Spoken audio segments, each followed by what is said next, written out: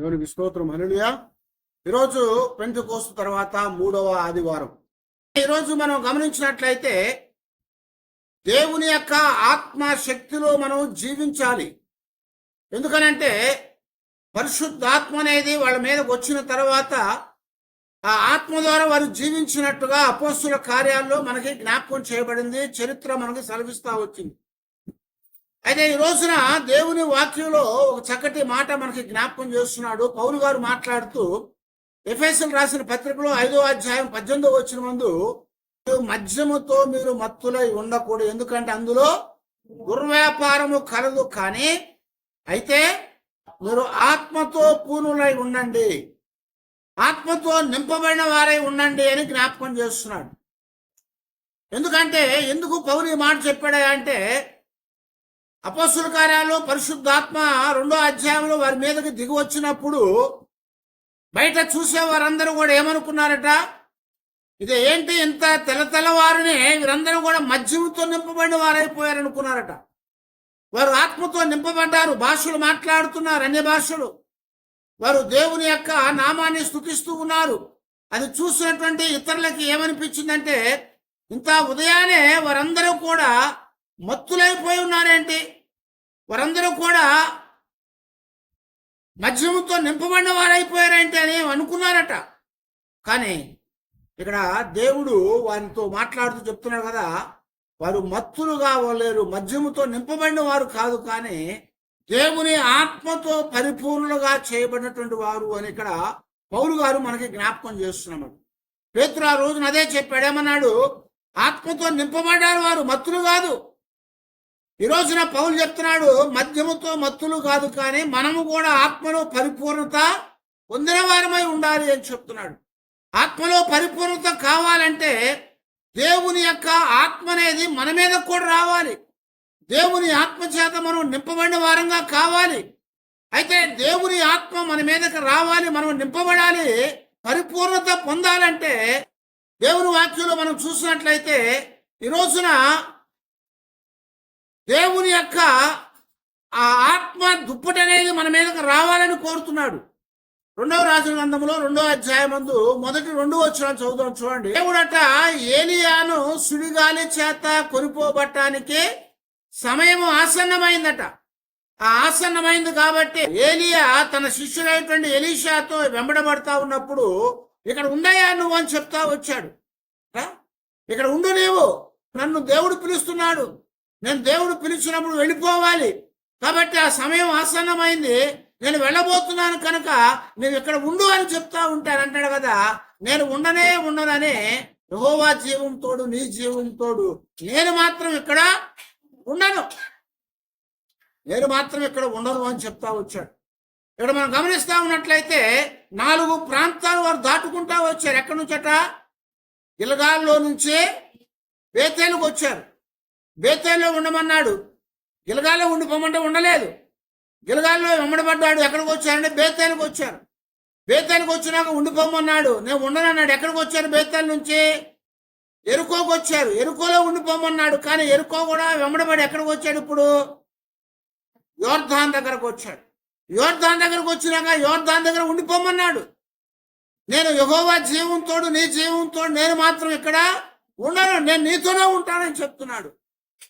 దేవుని యొక్క సమయం ఆసన్నం అయిపోయింది. ఏలియాను దేని ద్వారా కొనిపోతున్నాడట? సుడిగాలి చేత. సుడిగాలి చేత తీసుకుని పోబోతా ఉన్నాడు. అయితే సుడిగాలి చేత తీసుకుని పోబడుతున్నాడు కాబట్టి ఎలీషా వెంటబడుతున్నాడు కాబట్టి ఇప్పుడు ఏలియా అంటున్నాడు, అయితే నీకేం కావాలని చెప్పాయా? ఇప్పుడు ఆ మాట చదవండి. నేను వెళ్ళిపోతున్నాను కాబట్టి నీకేం కావాలి, ఎందుకు వెంటబడుతున్నావు?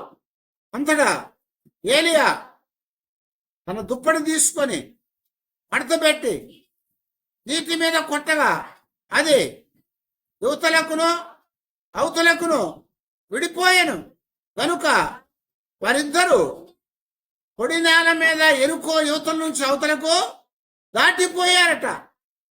వారు దాటిపోయిన తరువాత ఏలియా ఎలీషాను చూచి, నేను నీ యొద్ద నుంచి తీయబడక మునుపు నీ కొరకు నేను ఏమి చేయబోచున్నావో దానిని అడుగుము, అని చెప్పగా ఎలీషా, నీకు కలిగిన ఆత్మ రెండంతలు నా మీదకి వచ్చినట్లు దయచేయుము అని అడిగాడు అనమాట. ఏమంటున్నాడు ఇక్కడ? నేను కొనుక్కోబోతున్నానయ్యా, నీకు ఏం కావాలి చెప్పు, నువ్వు ఆగమంటే ఆగట్లేదంటే ఇప్పుడు చెప్తున్నాడు కదా, నీకు కలిగిన ఆత్మ రెండంతలుగా నా మీదకి రావాలి. హల్లెలూయా. ఏం చెప్పాడు? నీకు కలిగిన ఆత్మ రెండంతలుగా నాకు కావాలి, రెండంతలు కావాలి. ఈ శిష్యుడైనటువంటి ఎలీషా ఏలియాని ఏమడుగుతున్నాడు? నీకున్న దానికంటే రెండంతలు నాకు కావాలి, నీకున్న దానికంటే రెండంతలు కావాలి నాకు. మనం కూడా దేవుని దగ్గర ఈరోజు దేవుడు చెప్తున్నాడు, ఆత్మ పరిపూర్ణులు కామని చెప్తున్నాడు. ఆత్మ పరిపూర్ణత అంటే ఎంతవరకు అయ్యా అంటే, ఎదుటివాడికి ఉన్నదానికంటే రెట్టింపు కావాలి మనకి. ఎదుటివాడికి ఉన్నదానికంటే రెట్టింపు కావాలి. ఆ రెట్టింపు కావాలని మనం కోరుకోవాలి. ఇక్కడ ఏలియాని ఎలీషా అదే కోరుతున్నాడు. అప్పుడు చెప్తున్నాడు ఏలియా చెప్తున్నాడు కదా, అది నా వల్ల కాదయ్యా, నాకున్న దాంట్లో నేను ఇవ్వగలుగుతాను, కానీ నాకున్న దానికంటే రెట్టింపు నేను ఎక్కడిస్తాను. ఇప్పుడు ఏలియా చెప్తున్నాడు కదా, నేను నీ యొద్ద నుంచి కొనుక్కోబడుతున్నప్పుడు నీవు నన్ను చూడగలిగితే అది నీకు కలుగుతుంది, అది నీకు కలుగుద్ది. లేకపోతే నువ్వు నన్ను చూడలేకపోతే నీకు అది రాదు అని చెప్పాడు, రాదు అని చెప్పాడు. అప్పుడు సుడిగాలి వచ్చింది, అగ్ని రథాలు గుర్రాలు వచ్చినాయి. ఏలియాని దేవుడు సుడిగాలిలో కొనిపోయాడు. ఆయన కొనిపోతా ఉన్నప్పుడు ఏమైంది? ఎలీషా కింద పైకి చూస్తా ఉన్నాడు. ఎలీషా ఏలియా వైపు, సుడిగాలి వైపు, అగ్ని రథాల గుర్రాల వైపు చూస్తా ఉన్నాడు. అలాగ చూస్తా ఉండగా ఏమైందంటే, పైన వెళ్ళిపోతున్నటువంటి ఎలీషా కనపడ్డాడు. అప్పుడు ఏలియా దుప్పటి పైనుంచి కింద పడిపోయింది. ఎందుకు పడిపోయిందంటే, నాకు అర్థమైంది ఏంటంటే, ఏలియాని ఎలీషా చూడగలిగితే ఎలీషా అడిగినటువంటిది వచ్చిందని చెప్పాడు ఏలియా. ఇప్పుడు ఏలియా కొనిపోబట్టం ఎలీషా చూశాడు. ఎలీషాలో కలిగినటువంటి ఒక గొప్ప విశ్వాసం ఏంటంటే, నేను ఏలియాను చూస్తాను, నా గురువుని నేను చూడగలుగుతాను, ఎందుకంటే దేవుని యొక్క ఆత్మ రెండంతలు నా మీద నేను పొందబోతా ఉన్నాను అని కోరుకున్నాడు. రెండంతలు నేను పొందబోతున్నాను. మనం ఎప్పుడు కూడా దేవుని యొక్క శక్తి రెట్టింపు కావాలని కోరుకోవాలి. ఆశీర్వాదాలు రెట్టింపు కావాలని కోరుతాం, అవునా? ఇతరులకు ఉన్నదానికంటే రెట్టింపు కావాలని మనం కోరుకుంటూ ఉంటాం. ఆ పైనుంచి ఆ దుప్పటి కింద పడిపోయింది. ఎందుకనంటే ఆ దుప్పటి ఏలియా జీవితంలో గొప్ప అభిషేకాన్ని ఇచ్చింది. ఇంగ్లీష్లో మ్యాంటిల్ అంటారు అండి. అది అభిషేకాన్ని ఇచ్చింది. ఆ దుప్పటి అభిషేకం. ఆ అభిషేకము రెండంతలు కావాలని కోరాడు ఎలీషా. అందువలన ఇప్పుడు ఏలియా దుప్పటి విడిచిపెట్టేయాలి. ఎలీషా ఏలియాని చూడగలిగాడు కనుక ఆ దుప్పటి విడిచిపెట్టేశా. ఆ దుప్పటి పడిపోయింది. ఎలీషా ఏడుస్తా ఉన్నాడు, అయ్యో నా ప్రభువా, నా దేవా, నన్ను విడిచిపెట్టి వెళ్ళిపోయాను ఏడుస్తా ఉన్నాడు. ఆ ఏడుస్తా ఉన్నటువంటి వాడి మీద ఆ దుప్పటి వచ్చి పడింది ఆ పక్కన. ఆ దుప్పటి తీసుకున్నాడు, చాలా కోపంతో ఉన్నాడు. ఎందుకు? ఏలియా తదాస్తం చెప్పలేదు, ఆమెనని చెప్పలేదు, సరేనయ్యా నాకు కలిగింది రెండంతలు నీకు వచ్చిందని చెప్పలేదు, అది అసాధ్యం అని చెప్పి వెళ్ళాడు. కానీ చాలా కోపంతో ఉన్నాడు. ఆ కోపంతో ఉన్నటువంటి ఎలీషా ఏం చేశాడంటే, ఆ దుప్పటి తీసుకొని భుజాన్ని వేసుకొని నడుచుకుంటా వచ్చేలాగే మళ్ళా ఏమైంది? ఇందాకేమైంది? దుప్పటితో ఏలియా కొట్టినప్పుడు యోర్దాను రెండుగా చీలిపోయింది, అవతలకి వెళ్ళిపోయారు. వాళ్ళు అవతలకి వెళ్ళిపోగానే మరలా మూసుకుపోయింది, అవునా? దేవుడు ఎర్ర సముద్రాన్ని రెండుపాయం చేశాడు మోషే ద్వారా. ఇశ్రాయేలు నడుచుకుంటూ అవతలకి వెళ్ళిపోయింది. నాకేమైంది? ఐగుప్తీయులు వస్తా ఉండగానే మరలా మూసుకుపోయింది అది. అలాగే ఎరుకో మళ్ళా మూసుకుపోయింది. ఇప్పుడు ఎరుకు అవతల ఉన్నాడు. ఎరుకు అవతల ఉన్నటువంటి వాడు ఏం చేశాడంటే ఆ దుప్పటి తీసుకుని ఒక్కసారి కొట్టాడు ఆ యోర్దాన్ నదిని. వెంటనే ఏమైందట? యోర్దాను అవతలకి అటు ఇటుగా విడిపోయింది, చీలిపోయింది, ఆరిన నేల అయిపోయింది. అందులోంచి నడుచుకొని యువతలకు వచ్చేసాడు. అలా నడుచుకుంటా ఉన్నాడు, ఆత్మతో నింపబడిపోయిన వాడైపోయాడు. ఎలీషాకి ఏం అర్థం కావట్లేదు. ఎందుకంటే రెండంతల ఆత్మ అతని మీదకి వచ్చేసింది. హల్లెలూయా. రెండంతల ఆత్మ అతని మీదకి వచ్చేసింది. ఇప్పుడు అతని మీద ఆత్మ పరిపూర్ణత కలిగింది. ఏలియా కంటే ఎక్కువైన ఆత్మ వచ్చింది. ఆ ఆత్మ వచ్చి ఆయన నడుస్తూ ఉన్నప్పుడు ఇంకా శరీర సంబంధమైనది ఏది కూడా ఆయన్ని ఆపలేదు. ఆత్మ పరిపూర్ణత కలిగినప్పుడు మనము శరీర సంబంధంగా మనం నడుచుకోలేము. ఎందుకంటే దేవుని యొక్క వాక్యంలో మనకి జ్ఞాపకం చేస్తూ ఉంటాడు, ఆత్మ మనల్ని జీవింపజేసేది, ఆత్మ మనల్ని నడిపించేది. రోమపత్రిక 8వ అధ్యాయం 5-6 వచనాల్లో మనము మన జీవితాల్లో శరీరానుసారంగా మనస్కరిస్తారు, ఆలోచన చేస్తారు. అయితే ఆత్మానుసారంగా మా ఆలోచన చేస్తూ ఉంటారు. శరీర సంబంధమైన మనస్సు మరణాన్ని తెచ్చుద్ది, కానీ ఆత్మ సంబంధమైనటువంటి మనస్సు మరి ఏం చేస్తుందట? జీవమును సమాధానాన్ని కలిగించుద్దని చెప్తున్నాడు. కనుక ఆత్మ సంబంధమైనటువంటి మనస్సు కలిగిన వాడే ఎలీషా ఆ దుప్పటి తీసుకొని ఆయన ముందుకు వెళతా ఉన్నాడు. ఆ దుప్పటి తీసుకొని ముందుకు వెళ్తా ఉన్నటువంటి ఎలీషా తన జీవితంలో ఆయన ఏం చేశాడంట? ఆ యోర్దాను నదిని కొట్టాడు. వెంటనే అది 2 పాయలుగా అయిపోయింది. ఆ లోపల నుంచి నడుచుకొని యువతలకి వచ్చేసాడు. వచ్చినప్పుడు ఆయన ఆత్మానుసారంగా నడుచుకుంటున్నాడు, ఆత్మతో పరిపూర్ణత కలిగిన వాడుగా ఉన్నాడు అన్నమాట. అది చూసినటువంటి శిష్యులు ఎలీషాతో అంటున్నారు కదా, ఇదిగో గురువు గారు వెళ్ళిపోయారు కదా, ఆయన వెతకమంటావా? ఆయన ఇక్కడున్నాడేమో, అక్కడున్నాడేమో, ఆయన వెతకమంటావా అని అడుగుతున్నాడు. ఎలీషా చెప్తున్నాడు కదా, మీరేం వెతకొద్దు, ఆయన వెతకాల్సిన పని లేదు. ఎందుకు? ఆయన ఇప్పుడు దేవుని చేత కొనిపోయాడు గనక ఇప్పుడు ఆయన వెతకాల్సిన పని ఆయన ఎక్కడ లేడు. ఆయన వెళుతున్నప్పుడు నాకు కనపడ్డాడు కనుక నేను ఆయన కలిగిన ఆత్మ, రెండంతల ఆత్మ శక్తి నేను కలిగి ఉన్నాను. హల్లెలూయా. ఇప్పుడు చెప్తా ఉన్నాడు కదా, ఆ ఆత్మ శక్తి ఏం చేసిందట? శరీర సంబంధమైన వాటన్నిటిలోంచి కూడా స్వేచ్ఛనిచ్చింది. ఇప్పుడు ఎలీషాకి శరీర సంబంధమైన వాటిలోంచి స్వేచ్ఛనిచ్చింది. అందుకనే పౌలు గారు కూడా ఒక మాట మనకి జ్ఞాపకం చేస్తూ ఉంటాడు.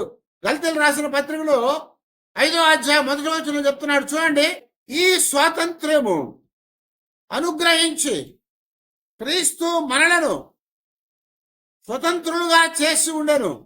కాబట్టి మీరు స్థిరముగా నిలిచి మరలా దాస్యమును కాడి కింద చిక్కుకొనకూడి అని జ్ఞాపకం చేస్తున్నాడు.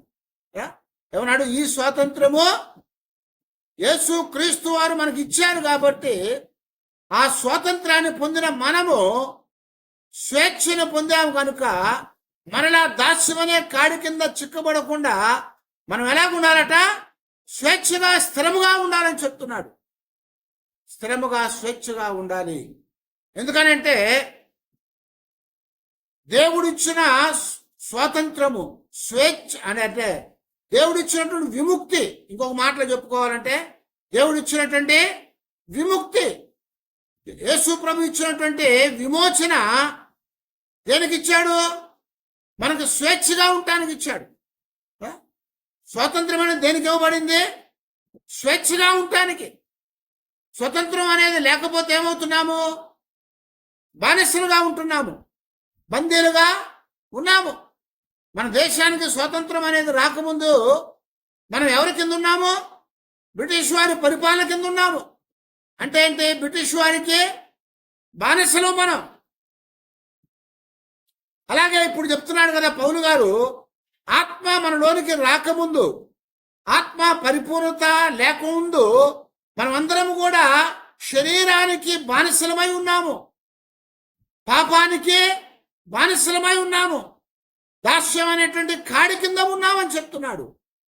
ఇప్పుడు మనం ఏం చేయబడ్డామయ్యా అంటే, యేసు ప్రభు వారు ఆయన పునరుద్ధానమైన తర్వాత ఆయన ఆత్మను మనకి ఇచ్చాడు. ఇప్పుడు కదా ఆ ఆత్మను మనకి ఇచ్చి ఆ ఆత్మ శక్తి ద్వారా మనల్ని ఏం చేశాడంట?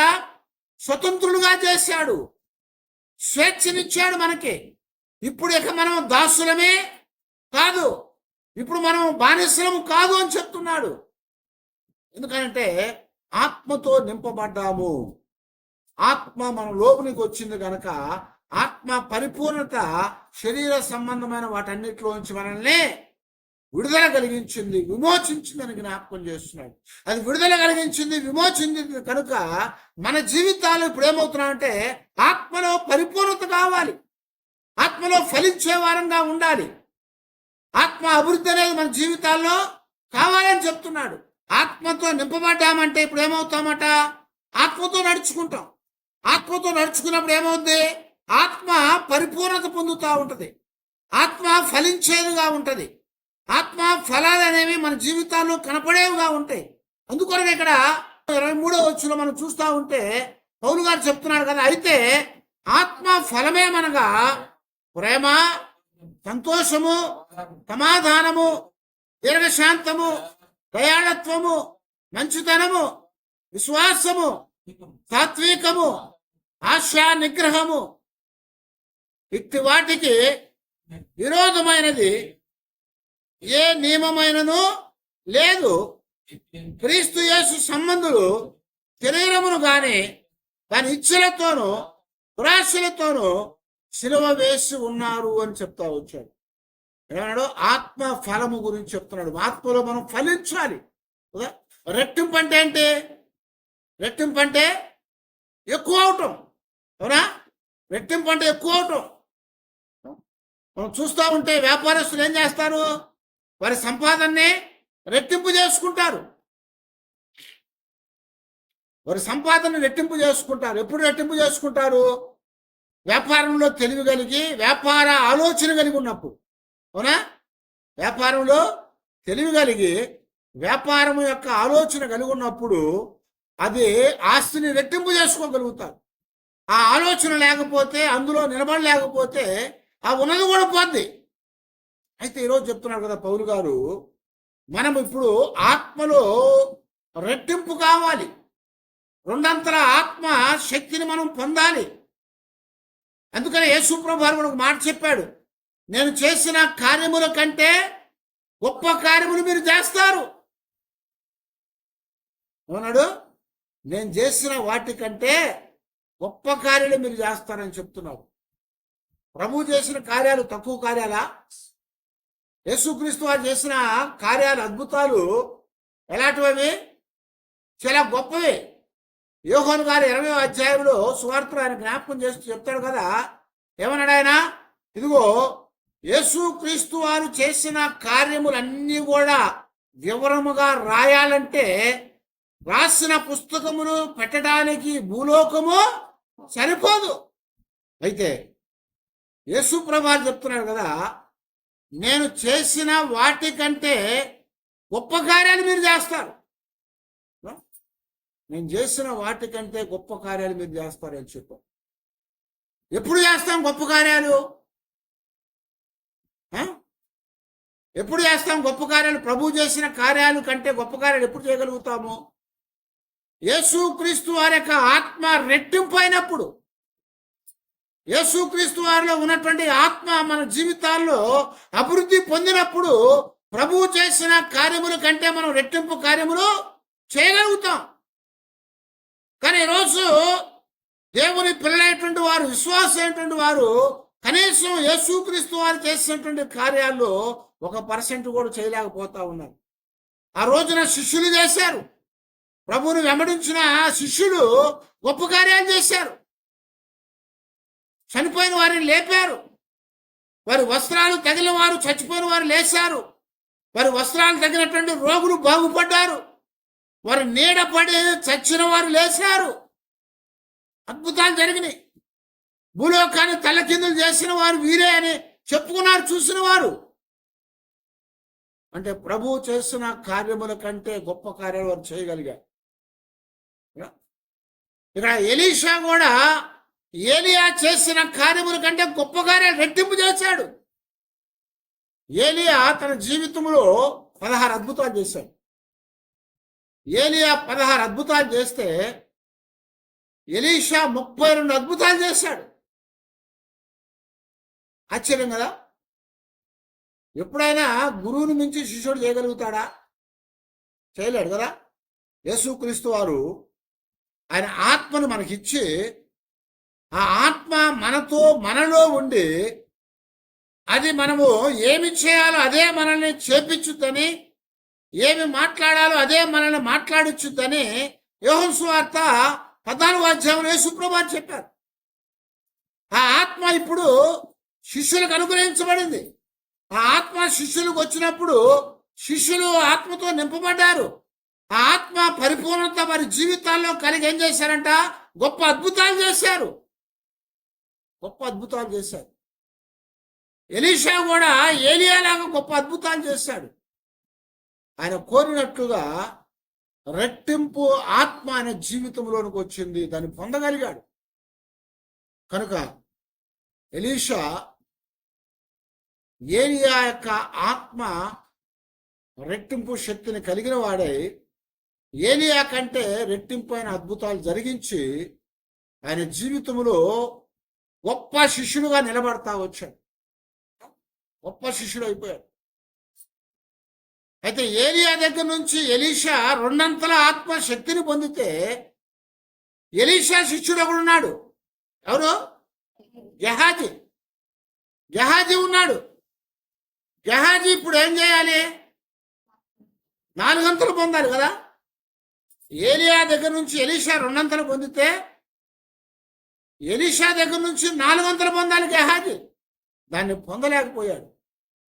దాన్ని పొందలేకపోవటం మాత్రమే కాదు, చివరికి ఒక పాలు కూడా పొందలేక తన జీవితంలో ఏమయ్యాడట? కుష్టు వ్యాధిని కలిగిన వాడై తనకు తన కుటుంబానికి జీవితకాలం అంతా అనుభవించాడు. కారణం ఏంటి తెలుసా? శరీర సంబంధమైన వాటిని కోరుకున్నాడు, ఆత్మ సంబంధమైన వాటిని కోరుకోలేదు.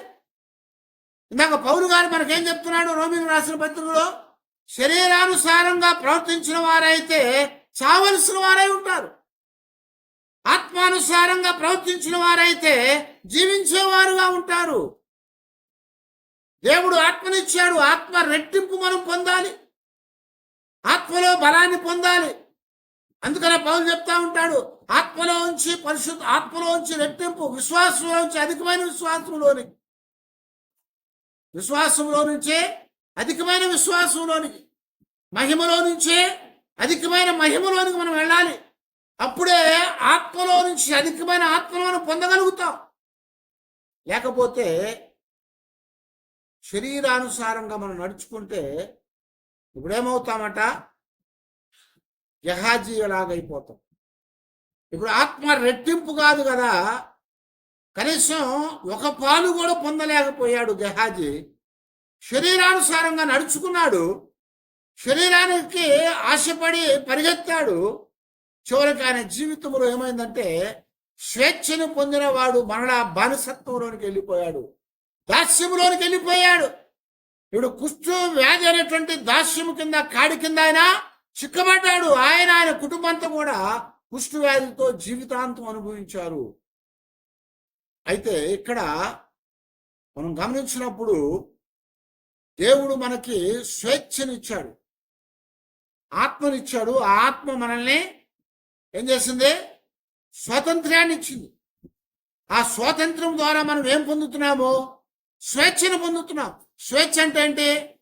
స్వేచ్ఛ అంటే మనకు నచ్చినట్టుగా మనం నడుచుకోవటం. దేవుడు ఆత్మనిచ్చాడు, ఆ ఆత్మ మనకి స్వాతంత్ర్యాన్ని ఇచ్చింది. స్వాతంత్ర్యం మనకేమిచ్చింది? స్వేచ్ఛనిచ్చింది.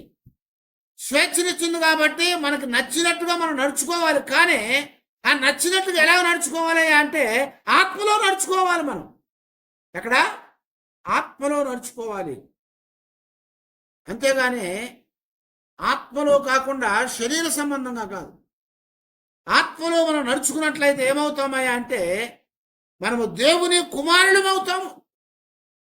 ఏమన్నాడు? దేవుని ఆత్మచేత ఎందరూ నడుచుకోగలుగుతారో వారందరూ కూడా దేవుని కుమారులు. దేవుని కుమారులు కనుక దేవుని యొక్క ఆత్మ మన జీవితాల్లో మనం పొందినాక ఇప్పుడు రెట్టింపు ఆత్మను మనం పొందటానికి మనం ప్రయాసపడాలి.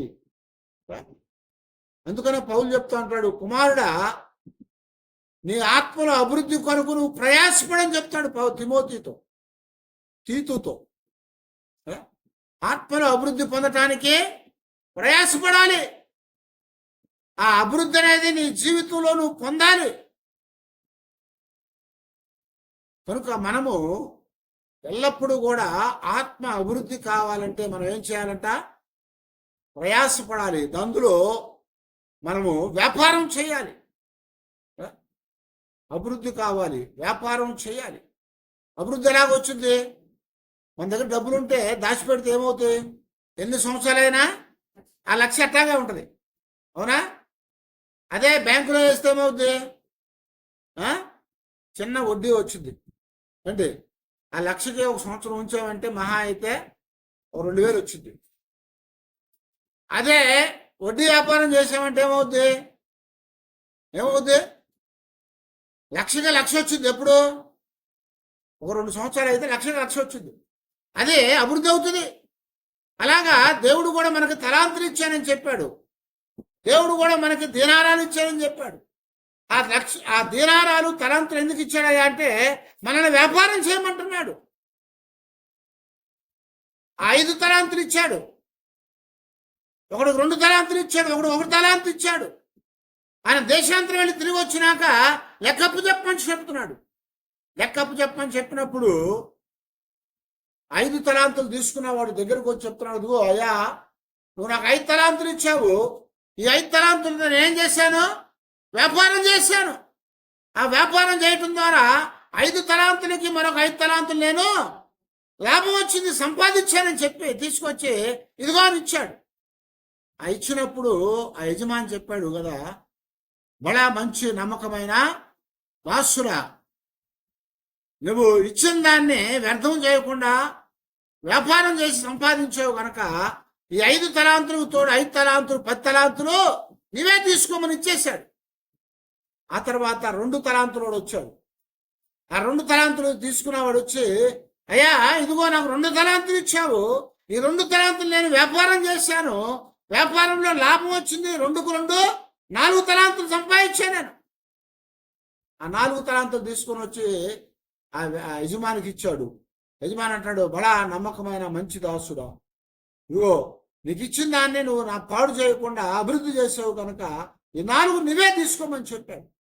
మరొకడు వచ్చాడు, ఒకటి తీసుకున్నవాడు వాడు అంటున్నాడు కదా, ఇదిగో నువ్వు చెడ్డవాడు అని, నువ్వు భయంకరుడు అని, ఇతని దగ్గర పోయేవాడు, చల్లని చోట కూర్చుకునేవాడు కాబట్టి ఇది పోయిందనుకో నన్ను అడుగుతావని నేను తీసుకెళ్లి భూమిలో దాచిపెట్టాను. ఇప్పుడు ఆ యజమాని చెప్పాడు కదా, ఒరే చెడ్డ దాసురా అంటుంది, నువ్వు నేను ఇచ్చినటువంటి దానిని కనీసం ఎవరికైనా వడ్డీకి ఇవ్వాల్సింది, వడ్డీ వచ్చేది, లాభం దొరికేది. అలాగ చేయకుండా భూమిలో దాచిపెట్టావు కాబట్టి మరి పాడైపోయిందని చెప్పి మరి వాడిని గద్దించాడు. అయితే ఇక్కడ దేవుడు చెప్తున్నాడు కదా, మనకి దేవుడు ఇచ్చిన ఆత్మ రెట్టింపు చేసుకోవాలని చెప్తున్నాడు దేవుడు. ఏలియా ఇచ్చిన ఆత్మ రెట్టింపు చేసుకున్నాడు ఎలీషా. కానీ ఎలీషా ఇచ్చింది గెహాజీ కనీసం సగం కూడా పొందలేకపోయాడు, పాడైపోయాడు. అయితే శిష్యులు ప్రభు ఇచ్చిన దాన్ని పొంది వారు రెట్టింపు చేసుకున్నారు. ఆ తర్వాత దానిని మరి వారి శిష్యులకు ఇచ్చారు, కానీ వారు దాన్ని రెట్టింపు చేసుకోలేకపోయారు. అందుకని అక్కడ దేవుడు మనకి జ్ఞాపకం చేస్తున్నాడు కదా, మన జీవితాల్లో మనము ఇక్కడ పౌలు గారు చెప్పినట్టుగా ఆ స్వేచ్ఛనిచ్చాడని మన ఇష్టానుసారంగా ఉండకూడదు. ఆ స్వేచ్ఛ దేనికి ఇచ్చాడే అంటే ఆత్మలో మన ఇష్టానుసారంగా ఉండటానికి, శరీరంలో కాదు. ఆత్మలో మనం ఇష్టానుసారంగా ఉండటానికి దేవుడు ఆ స్వేచ్ఛను మనకిచ్చాడు అని చెప్తున్నాం. గలతీ పత్రిక 5వ అధ్యాయం 13వ వచనంలో, సహోదరులారా మీరు స్వతంత్రులుగా ఉండుటకు పిలువబడితిరి. అయితే ఒక మాట, ఆ స్వాతంత్రము శరీర క్రియలకు హేతువు చేసుకొనక ప్రేమ కలిగిన వారై ఒకరిని ఒకడు దాసులై ఉండు. హల్లెలూయా. స్వాతంత్రము శరీర క్రియలను హేతువు చేసుకొనకుండా ఆత్మను హేతువు చేసుకోవాలి. శరీరాన్ని హేతువు చేసుకుంటే ఏమవుతుంది? స్వాతంత్రము శరీర సంబంధమైనగా నడుచుకుంటాము, గెహాజీలాగా పాడైపోతాం. కానీ ఎలీషాలాగా ఆ స్వాతంత్ర్యాన్ని ఆత్మ సంబంధంగా చేసుకున్నట్లయితే ఏమవుతుంది? ఆత్మ రెట్టింపు అవుతుంది, ఆత్మ అభివృద్ధి అవుతుంది, ఆత్మలో మనం పరిపూర్ణమవుతాము. కనుక మనము శరీరానికి దాసులం కాకుండా ఆత్మకి దాసులైనటువంటి వారంగా ఉంటాము. కనుకనే మనం ఎల్లప్పుడూ కూడా దేవుని యొక్క సన్నిధిలో మన జీవితాల్లో మనం దేవుని మీద ఆధారపడినటువంటి వారంగా ఉండాలి. దేవుని యొక్క ఆత్మ మీద మనం ఆధారపడినటువంటి వారంగా ఉండాలి. ఆ ఆత్మ ద్వారా మనం నడిపించబడ్డట్లయితే ఆత్మానుసారంగా మనం జీవించగలుగుతాము. ఆత్మానుసారంగా మనం ఎంతగా జీవించగలిగితే ఆత్మ మనలో ఉన్నటువంటి ఆత్మ అనేది అంతగా రెట్టింపు అవుతుంది, అంతగా రెట్టింపు అవుతుంది.